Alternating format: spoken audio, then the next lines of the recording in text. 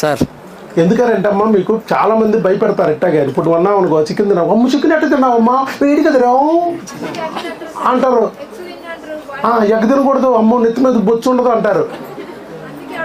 అంటారమ్మా అని భయపెడతారు నిన్ను. కానీ ఇంత విషయం ఏంటి, ఆవిడ చికెన్ తింటూ ఉంటుంది, అలా ఆయన కూడా చికెన్ తింటూ ఉంటాడు, వాళ్ళ పిల్లలు ఉంటారు.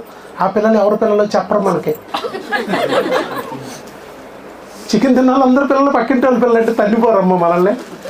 ఆఖరికి కోడికి కూడా పిల్లలు ఉన్నాయమ్మా. కాబట్టి ఇవి కాదు కారణాలు. నువ్వు ఏదైనా తిను, దాంట్లో విటమిన్స్, మినరల్స్, న్యూట్రియంట్స్ నీకు కావలసినవి వచ్చేవి ఎక్కువ తిను. అవి ఏవేవి ఎక్కువ ఉంటాయో నేను బుక్లో ఇచ్చా. లేని వాటిని తగ్గించి తిను. ఎందుకంటే పొట్ట లిమిటెడ్. లేని వాటిని ఎక్కువ నింపేసామనుకో, ఉన్న వాటిని నింపడానికి ప్లేస్ ఉండదు, డెఫిసిట్ వస్తుంది. అప్పుడు వీరికణాలు అండాలు చక్కగా తయారవు, మీ బిడ్డ చక్కగా రాదు.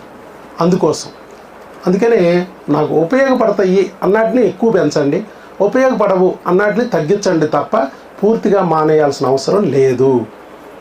అది చూసుకోండి.